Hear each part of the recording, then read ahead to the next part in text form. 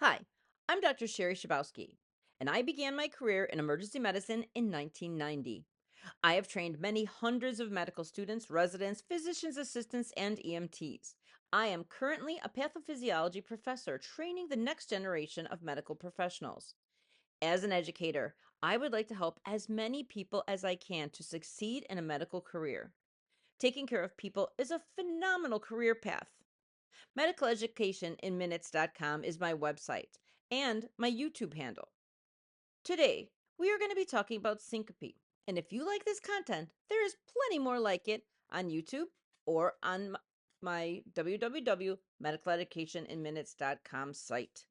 Okay, let's get to it. The brain needs a constant supply of glucose, oxygen, and the blood supply to deliver it, or it shuts down.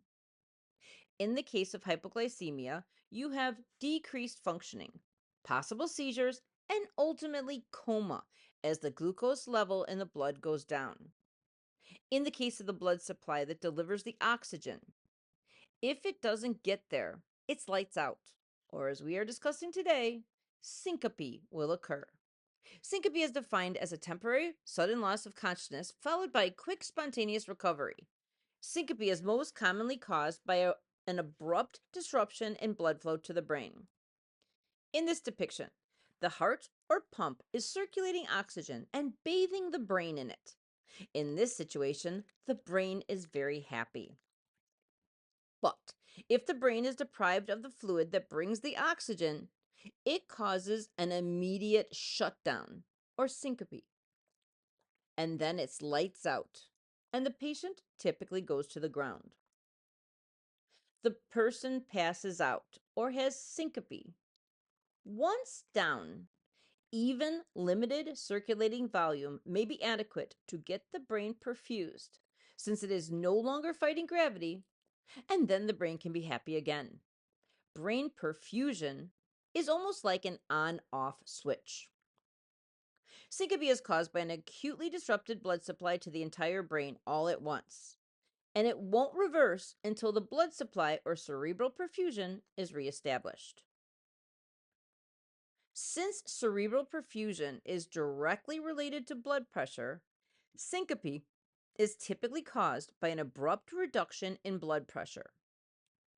Blood pressure is dependent on cardiac output and total peripheral resistance. Basically, it is dependent on how much blood is pumping out of the heart and the tone of the small arteries. Cardiac output is determined by heart rate and stroke volume. Basically, if the heart beats super fast or super slow, the cardiac output will be reduced, and this could cause syncope. Again, cardiac output is heart rate times stroke volume. Stroke volume is determined by three factors. Preload, or end diastolic volume in the left ventricle, is the amount of blood in the chamber that can be sent out with each beat. The second is pump function. The chamber could be full, but if the pump doesn't work, nothing goes out. And finally, there's afterload. If you want to know what afterload is, just ask yourself this question. What does the heart have to overcome to send the blood into the brain? This is an illustration of a heart filling up and pumping with each beat. If the pump is strong, the more fluid you loaded up with, the more gets sent out. The greater the preload, the greater the stroke volume.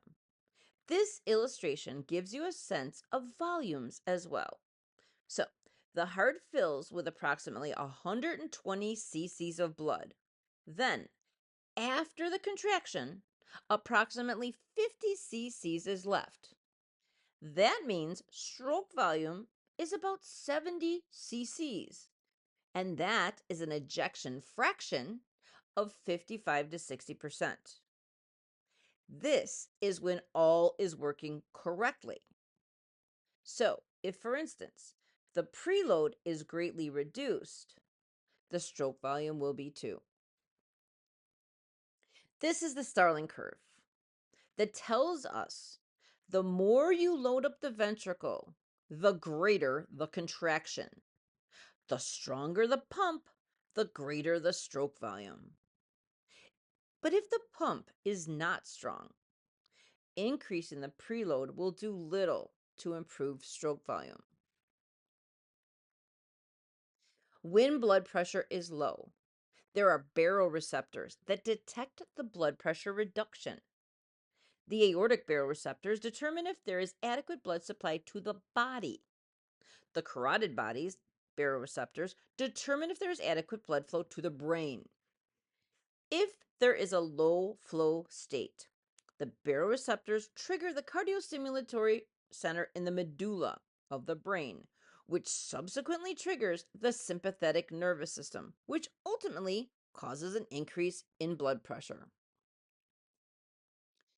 All right, let's take a pause and ask ourselves, what do we know so far?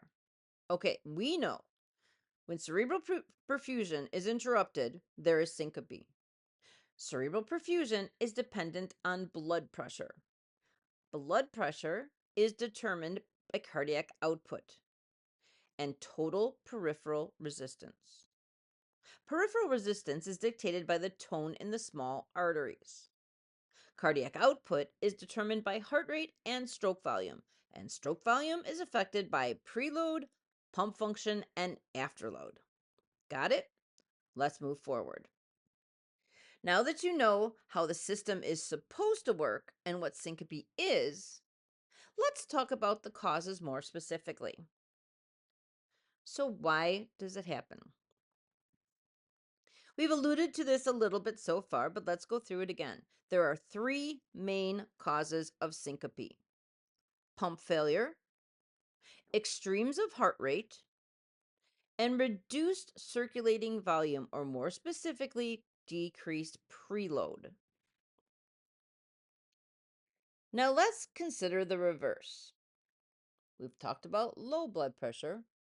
Let's talk about high blood pressure for a moment. If the pressure is very high in the aorta and the carotid arteries, the baroreceptors trigger the cardioinhibitory center. This results in a parasympathetic response. The heart rate drops down significantly. Therefore, the cardiac output is reduced and peripheral vasodilation occurs. The carotid baroreceptors can be triggered by a tie that is too tight, or for that matter, wearing your stethoscope around your neck. If enough pressure is placed on the carotid bodies, it can trigger the vagus nerve by placing direct pressure on the carotid bodies. The carotid bodies sense this pressure as excessive flow to the brain. This causes the cardioinhibitory center and the parasympathetic nervous system to be triggered. Syncope may result from an acute reduction in heart rate and the peripheral vasodilation caused by the parasympathetic outpouring. Keep in mind, this does happen when people wear their stethoscopes around their neck, clamped on their carotid bodies. Again, the carotid bodies sense that as increased pressure. They don't really know that it's coming from the outside. They just know that there's high pressure. And this triggers a parasympathetic response that can make you pass out. And that would be super embarrassing when you're on rounds. So don't clamp your stethoscope around your neck. Here are some other causes of vasovagal sympathy, which is what I just described. The ultimate mechanism for all of these causes is high parasympathetic tone. So, you can get it from standing for extended periods because that causes pooling of your fluids in the periphery. Exposure to hot environments causes vasodilation and pooling. Strangely, seeing blood can cause a central process that leads to this vasovagal response. Some people get it from having their blood drawn or having other types of pain. You can have a vasovagal sympathy from something as simple as being afraid that you're going to be injured. Finally, Your whole GI tract is parasympathetic, so straining during bowel movements can trigger a parasympathetic response, leading to vasovagal syncope. This list is not exhaustive, but I'm just giving you some ideas of what can cause vasovagal syncope. Cardiac output is based on heart rate. Through a wide range of heart rates, cardiac output is maintained or increased, but everything has its limits. If the heart rate gets too low, this limits cardiac output. It's just basically too slow to perfuse the brain. Cerebral perfusion may be intermittent and or inadequate, and this is what causes the syncope. In the case of fast heart rates, to an extent, the increase in rate with increased cardiac will increase cardiac output. But when the heart rate is so fast that there is no time to fill the chamber in between beats, preload drops dramatically and this leads to syncope. So in the picture, you'll see the ventricular tachycardia on the bottom. That's basically too fast to fill. Those beats are coming about 200 a minute, and you just can't fill up the chamber in between the beats. This is not an all inclusive list of dysrhythmias that may cause syncope, but it hits the highlights. Anything that can cause inappropriately high vagal tone, ventricular tachycardia, as we saw, torsade de pointe, Wolff Parkinson White syndrome, or second and third degree heart blocks. Here's a list of reasons that the cardiac pump fails. These can all lead to syncope. I have divided the causes into categories, including obstruction of flow, impaired muscular function, and heart constriction. So, pump failure is basically meaning that the heart cannot squeeze the blood out. If it is obstructed by hyperacute obstructive cardiomyopathy or aortic stenosis or severe hypertension, that may lead to pump failure. If the muscle is damaged in some way, it can lead to pump failure, and this can be caused by things like ischemia or infarction, viruses, or toxins. The heart itself can be constricted so that it just can't fill and pump. This is also a cause of of pump failure. Things like tension pneumothorax or a pericardial effusion can cause.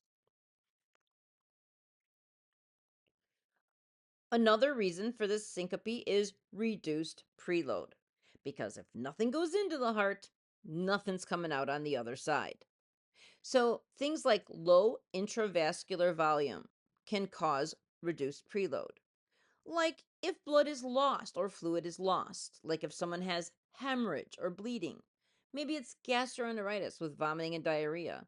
Maybe it's third spacing in things like ascites. Limited venous return also reduces preload, and this can come from vascular peripheral pooling of blood in the hands and more often in the feet. Diffuse vasodilation, same endpoint, or autonomic dysfunction. In these cases, you always have some pooling of blood in your feet when you're standing up. It's just gravitational, but your body responds and squeezes the vessels and pushes it all back to the heart. If you have autonomic dysfunction, there may be a large delay, so that let's say you're sitting down and you stand up too quickly. Your autonomic system doesn't respond quickly enough to push that blood up to your heart to get it to your brain, and that can cause syncope. The vena cava might be obstructed. Again, things like tension pneumothorax or cardiac tamponade can stop the blood from moving from the vena cava into the heart. In conclusion, I will leave you with an overview of the basic causes of syncope.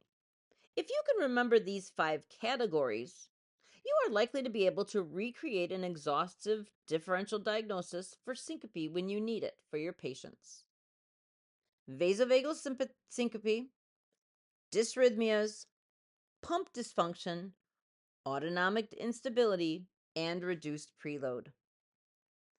Thank you so much for learning with me today. I hope this gives you a better understanding of why syncope happens, and hopefully you can figure out what's going on with your patients. Please visit me on YouTube and like and subscribe, and please go to my uh, www.medicaleducationinminutes.com and check out everything we have there for you. Okay, I'll see you next time.